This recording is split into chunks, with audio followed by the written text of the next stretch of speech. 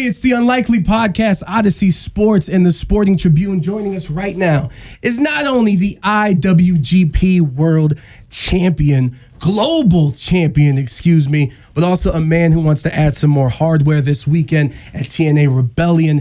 He'll be fighting for the TNA World Championship. A man from my hometown, Nic Nemeth. Nic, how are you, my friend? I'm doing fantastic. How are you?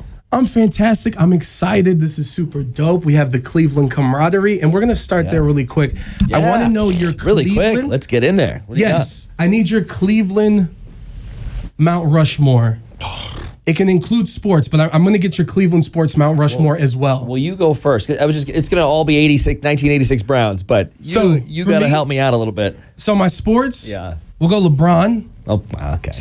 Kenny Lofton. I love that you picked Lofton. He's my number one.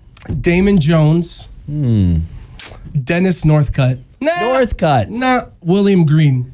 Dang, okay. Damn, Myles Garrett, I apologize. Miles, so how do you skip it, Miles? I'm sorry.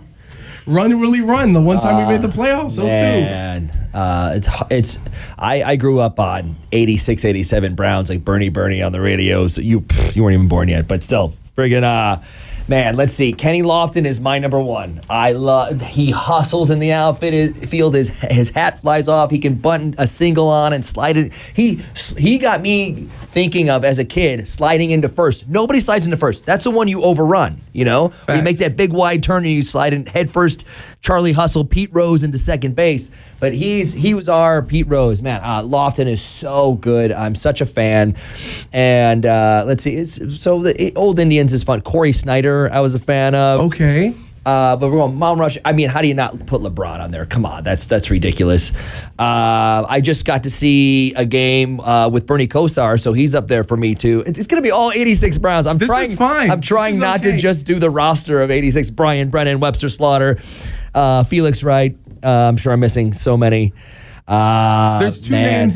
There's three that I'm wondering. Like if we have to do a triple threat, it's like a lot of people put Jim Thome. I hate Jim Thome. Wait, why do you hate Thome? I'm leading the witness. The three names is Jim Thome, Zadrunas, and Omar Vizquel. Ooh, even Sandy. Too. Yeah, Sandy stuck around because he's been coaching still for a long around time. Coaching. What is the heat with Thome? I thought he was LeBron before LeBron. And that worse, he married some girl from Parma, and then he took his ass to Philadelphia. He took his talents to Philadelphia. Yeah, what is this? And the worst part is he didn't win. I'm so thankful that like when he left, that's when Ryan Howard came for the Phillies and they won that World Series where they had Cliff Lee, another one of our guys. But then he went on and he played for like 50. I'm pretty sure he's played for every team in the Central. The White Sox, the Twins. He hasn't played for the Tigers. So that's my whole beef with Thome. Yeah, but and sometimes it totally works out. Like I accidentally did 19 years with one team, but like sometimes it doesn't make sense to be there. You know, sometimes you're like, hey, 10 years in, they're going in a totally different direction. I would do much better. Instead of going to the Yankees, I will go to, let's see. I'm trying to think. Tennessee, Nashville. There's no baseball you team. Right now, you are like, you've been you can go wherever you want. Yeah, I go to Tokyo and play baseball. You name it. So there's no problem with Thome, and especially when he's someone that when you do see him doing Cleveland stuff or back in town, like he loves that, like we love him, you know. And it's so easy. Not everybody, obviously, but it is so easy to like hate on somebody for leaving or like just being mad. Like when they took the team away to Baltimore, you're like, I hate this. I'm sure it was some kind of a business decision. It did catch us off guard, clearly, but that's how Cleveland is. You know, it really it's like dirt on your face, trying to get back up and represent the tough city that you're actually from, and things like that. Like so, I might put Thome on there, but I definitely Kenny Lofton number one, Bernie Kosar number two. Man, I love so many guys. I love the fact that this is like a thing. Mark Price, let's throw him in there. Larry Nance. All the 86 teams when I was a kid, and they were good. It's not just like, oh, that's the nostalgia. They were great. Yes, Hot Rod Williams, Brad Doherty. Elo's the guy that if you don't know him, you see him in the shot that Jordan makes on us when everyone shows that the shot. So before Ross kicks us out to be like, why are you guys just talking? And I'm a big sports? defensive guy too, so I go safeties and cornerbacks because that's my size. But anyway, there's Joe some Hayden wrestling coming show. back all the time. Hayden, he went to Pittsburgh. We're supposed to hate his guts, but we don't because he's another one who comes back and goes represents Cleveland. How do you hate that? Quick question on the Cleveland part. LeBron James, when he left, how did it affect you? I did not throw $300 jerseys into a garbage can and light them on fire. I'll tell you that much. Most of my stuff were the season before TJ Maxx or Marshalls because I'm no sucker, but also I wouldn't have burned it. I go, oh, this is a big elaborate thing that kind of sucks for Cleveland, but it didn't ruin my life. They had security watching his house because that's how we're loyal. It's almost like wrestling fans. They're so loyal, but the second you turn your back on them, or if they see it that way, dead to them. You're done. That's it. And of course we would have welcomed him right back the next We season. threw a parade for him. Yeah. We threw the whole parade in Akron. Yeah. By the way, that much happened like on my our unfeated Brown season where we threw the parade. Yes, because that's amazing. what Cleveland is. We couldn't get one win, so we had a parade. Classic us. That's amazing. That LeBron thing, that happened on my birthday, and I don't want to tell you what I did. Let's move on into some wrestling. Yes. Let's talk a little wrestling. And you've talked a lot about how you were not only 19 years with the WWE, but you were kind of the Iron Man, Cal Ripken, dependable and always there, always stealing the show. I'm curious, I was a little surprised because of everything that you do, even outside of the ring, comedy and everything else. I was like, he didn't take a break. He went right into it. Was it kind of one of those things of like, no, the leash is off of me. Now I'm going to finally explore? No. So everybody has said this for years. They're like, oh, I'm finally free. I can do this. I'm not being held down. That was not the case. Clearly, they went a different direction than making me one of their top guys. That's totally part of it. But I also was the, in case of emergency, break glass for a world title match, and this guy walks in and the entire crowd's going to believe it. So that is a weird thing for a guy who loses 98% of the time to have because of everyone... The dedication that I put towards the business, the fans put towards me, and the fans put me in positions that the office didn't want me in, which is kind of freaking awesome. You know what I mean? Making that, in spite of what I'm being booked as, like the fans were behind it and made it so cool. So I'm the luckiest guy in the world. I had a blast, and I'm a workaholic. And there was a lot of money to be made sitting on the bench my last 2 years, and I said, I can't do this anymore. I got to a point, I said, please, I'm sitting on the bench making all this money, and I'm miserable because you only have a certain window. Some people have 2 years, 3 years, 10 years, 15 years. Some people have 6 months in the business, on television, where you're healthy and you can go and you're at the top of your game. I'm sitting here feeling better than I've ever felt. I've been very lucky. I've never had a genuine actual injury, a couple of concussions in 19 years, and came back from everything else is fine. There's been scars on my face, broken nose, blah, blah, blah. That happens. I'm the luckiest guy in the world when it comes to the hard work paying off and not missing any time, which actually affected, I think, being taken for granted. So if you never tear your quad and you're not out 8 months, and you don't hurt your back and you're out a year, if you don't leave for 3 months to do something. I once left for a month and a half to do a movie. Countdown, I'm sure you've all seen it. It's on Netflix, 3 stars, no big deal. It's a rough movie, but I don't do that bad. But I left for a month to do a movie, and we still ordered a live event to happen in between the middle of the month shooting, so I could not miss being on TV for more than 2 weeks. So that's against my wishes, but sometimes you need to leave to come back. And whether it's in short spurts or after 19 years, I said, listen, let me go do this while I'm still healthy and in the best shape of my life and wanting to be better. So I've been bouncing around Japan, TNA, different countries all over the place, going to Mexico shortly, Monterrey. I'm excited to see if I'm as good as I said I was outside of the New York bubble. And I want to ask you a question, and I need to preference you. Are you ready to be my therapist a little bit? Okay. He's like, hold on, where's this going? Brown season coming up? No, yeah, right. No, but you brought up the last 2 years and how you were like, okay, I cannot turn down this money. I don't care. Yeah. But also, you take pride in your work. Yeah. We just talked about how dependable and the great things that you did. Here at the radio station, there's a part of me that gets to do a lot of sports stuff, which is what I love, because I've wanted to be on the radio since I was a little kid. Tom Hamilton, WTAM, yeah, all those. Like I'm a kid of that, student of that. Of course. So the sports stuff, it's amazing. The wrestling stuff, I love.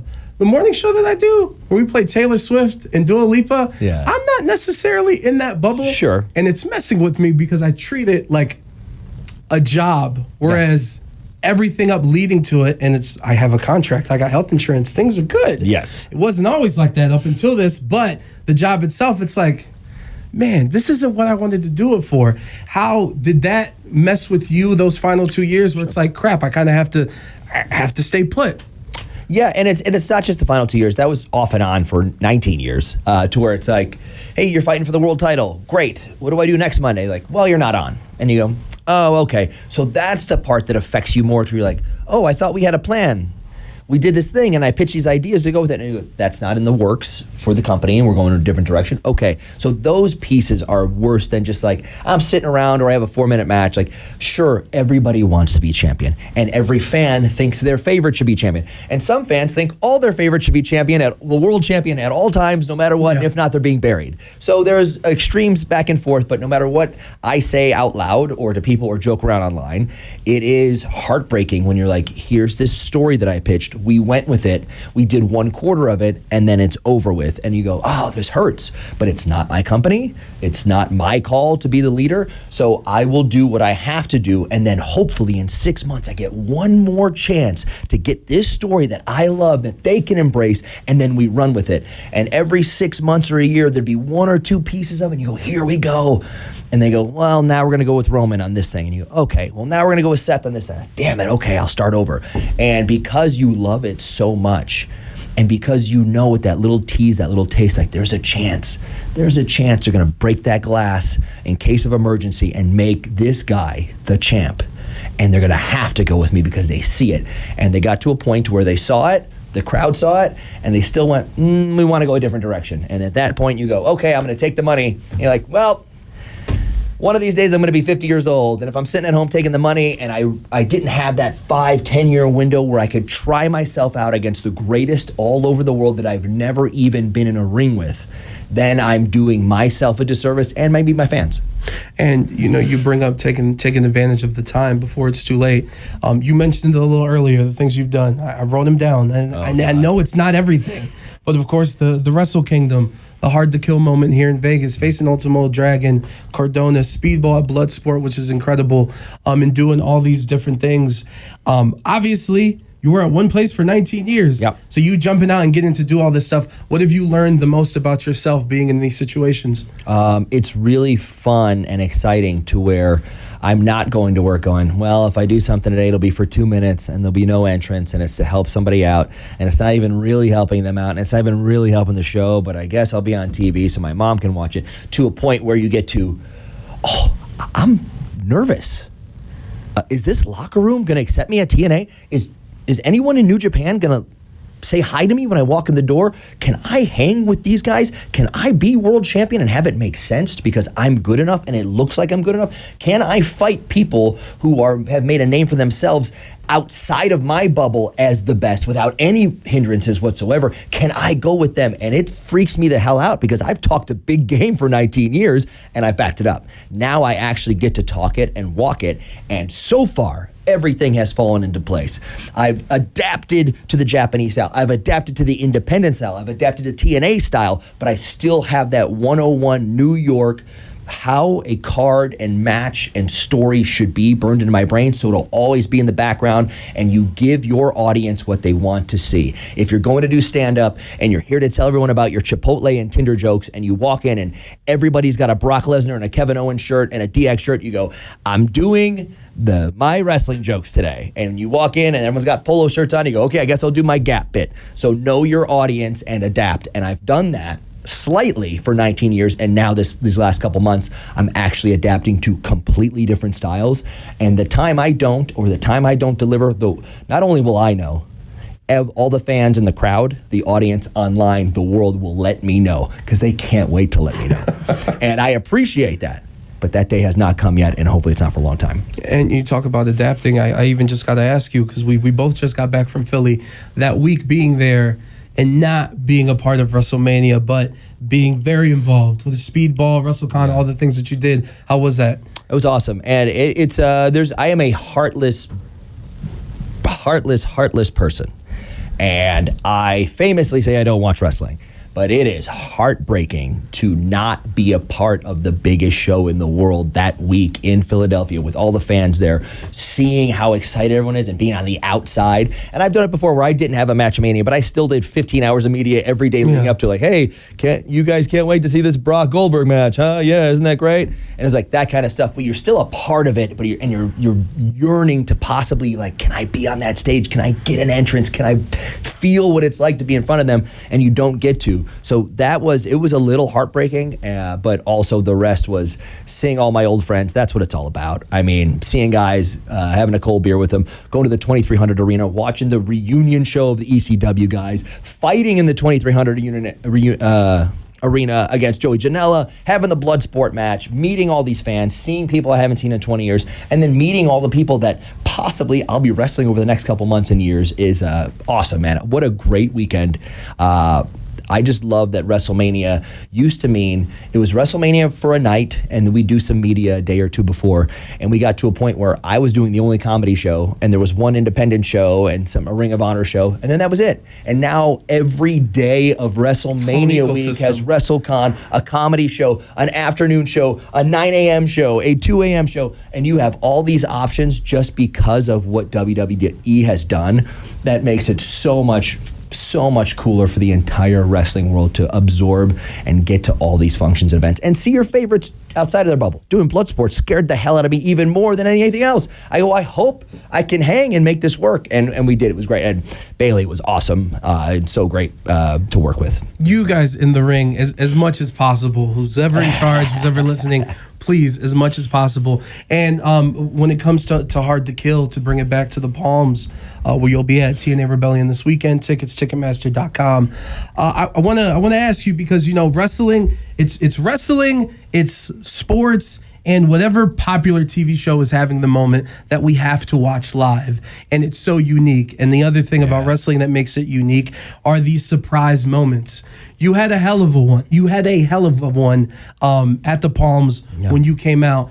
Before I ask you specifically about being there, standing on top of that railing with all the TNA fans running towards you and everyone being shocked, the process of, was it hiding? Did you fly into Anaheim and drive 4 hours? Were you at the Palms Hotel? Like, what was the process before that leading up to it? I won't get too in depth into it, but yes, I was secretly brought here in a certain different area, stayed nowhere near the Strip and nowhere near the TNA and nowhere near anybody, and was secretly escorted into the building 2 matches before the main event to hide in a small room and wait for it. But even that, all that's so exciting to me and so fun and wild, and it's freaky. It's so cool.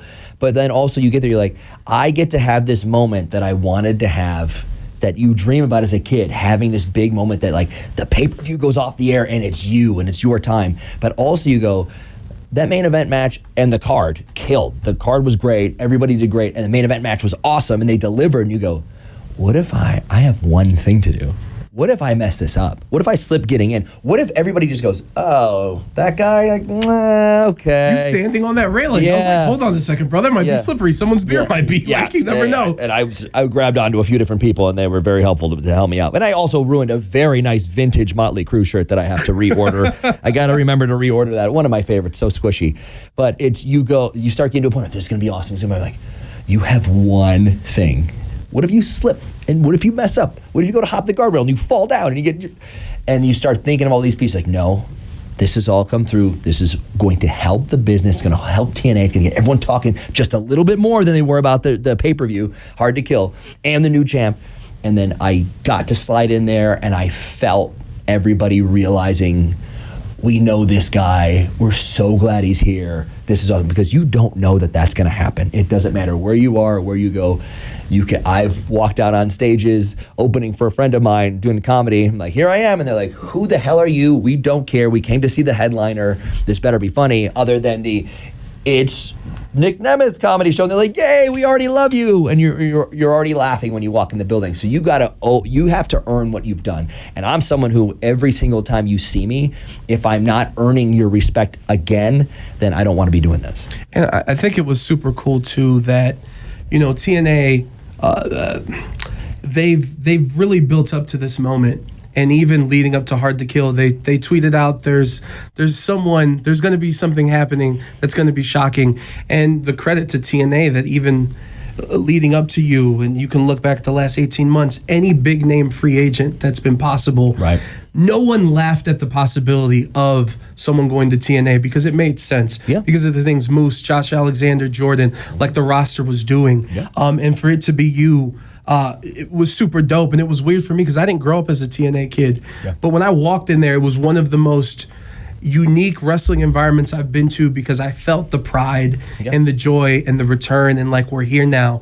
And of course, 19 years, you've had a lot of moments. Where does that debut rank for you in your career?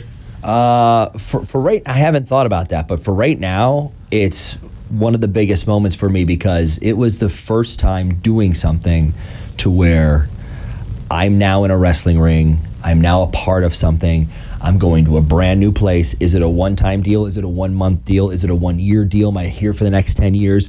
Can I find a way to make myself the new Kurt Angle version of TNA? I would never be Kurt Angle, because I can't be, because he's one of the greatest of all time. But to have that moment of, this is where I do my second act full on here, and I get just associated with this brand and envelop it in, and just seeing the locker room in person and seeing the hard work that everyone does. Not that every wrestling locker room isn't hardworking. It's special when you can see that unity with everyone on the same team going, let's make this show better. Let's outdo the one after us. Let's make it even better. And then it all builds up to the main event and it pays off. And just that business model and structure that Scott had set up, who was recruiting me on the first day that anyone was able to talk to me, I said, man, this is the right call. I love these guys. And it's up there. I haven't thought of where to put it, but man, it's got to be one of the top 5 coolest things ever, because I thought for a second they might recognize me and they just might not care. Like, you know what? We liked you for 15 years. We're done now. We're moving on. And they said, oh, yes, this can be the way to go. And it made me feel really good. No, it's incredible, and I know we only got a few more minutes, so a couple more questions. Next time you're coming to the video studio, we're gonna do this for a little bit longer. Right. But I do want to ask you too, is like, so the phrase that's being thrown out is wrestling is cool again, right? Okay. And you know, WWE's having their success, AEW's having their success, TNA's having their success. But to me, it was so cool that weekend. Not only was Hard to Kill going on in Vegas, I believe a New Japan Strong Show was happening in Cali, and it was cool for, you know, all the people that got released, and you know, these moves, like, no, they were the ones getting the attention, and the top's always going to be the top and get the most attention. Right. But the fact that everyone is eating and the pie is like being ate by everyone, do you take pride in, you know, you and Ali and AJ Francis, to name a couple, like the way that the impact that you guys have made leaving from where you guys were? Yeah, and I hope it, and so far it seemed to be hugely impactful, and that's great. Francis and Ali and myself, we're 3 pretty different guys, 100%. Which is kind of cool, but all being talked about right now, not just like, oh, this guy showed up and yeah, we'll see, that's the end of it, but in 3 very different ways, constantly being talked about months later. When that shine starts to wear off and it starts to go away, then it's, okay, what can you do for us now? Because that luster happens and you get a 6-month, 8-month window, and then it starts going away and goes, you got to reinvent yourself, you got to do something better. So with Francis doing everything and showing up anywhere, Ali fighting everybody everywhere, probably going to have 80 championship belts by the end of the year, but and seeing myself go, okay, I can go fight this guy, I can fight a legend, Tanahashi, one day. Like, this makes no sense to me. I never thought I would see the day. And having that option, it just drives you more and more to go, I'm going to not even reinvent myself. I'm not going to change the way. I'm good at wrestling. I'm great at this. I was just sitting on the bench. So I'm not going to like cut my hair and be I'm going to be Nick the Plumber. Like, that makes no sense. You're still going to get me. But when you say, I'm the wanted man, because the first day I was out of WWE, my phone melted and shut down, and I had to turn it off and get a new one because so many people reached out. I was not prepared for that, but it made my day. I go, okay, I am wanted elsewhere. Let's make this all happen. Let's go as fast as we can. That's crazy for you to say that you weren't prepared for that. But I guess it's humble, but I just want you to know you are appreciated and you're very good at what you do. We got 2 final questions. Ross has already come in here. Yeah. So, 86 pounds. What would the TNA World Championship mean to you? The history and everyone who's had that belt. Yeah, knowing the history. And then I got to know Robert Roode pretty well, and I still do. And he's so good at wrestling, and he's so smart about it. And he looks the part, and he's just someone that I look up to. And knowing he's been champion, knowing Kurt Angle's been champion, Samoa Joe, people who carried the brand on their back. And right now, Moose we did another interview where I'm the flag bearer for this brand. I'm the guy. I've taken it over. I've been carrying this on my back. And you know what? He has. And I appreciate that. I appreciate the loyalty and sticking with it and coming into your own and becoming someone that we can't just go, oh, some football guy who's got guys watch his back. Like, what's the point? No, he's smart. He's good. He's getting better every day. And that's someone who I would want to be in the ring with, someone who's on their way to becoming the best possible wrestler they could ever be. And I get a chance to be out there with them and not just make them look silly, make it tear down the match, tear down the ring, burn the place to the ground, have everyone on their feet for the last half of the entire match going, we don't know how this is ending, but these two are leaving it all out there because they love the business. So if I got to be able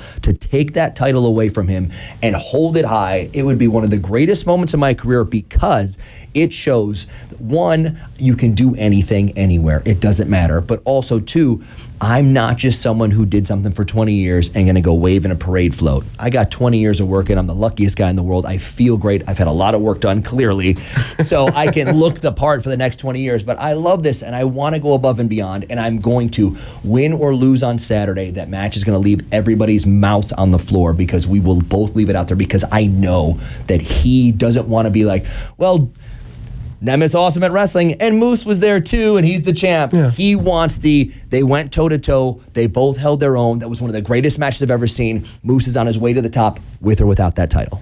Last question. You said everyone hit up your phone the day that you got released. You mentioned Scott D'Amore. I think a lot of people, it was heartfelt to see John Cena posted on his Instagram. Was there one that surprised you that reached out? Whether for business or just gratitude? No, I got a yes, of course. And I like to keep it private because there's some real special ones. But man, seeing The Rock and John Cena post about me while I was like, I can't be online. I can't do this today.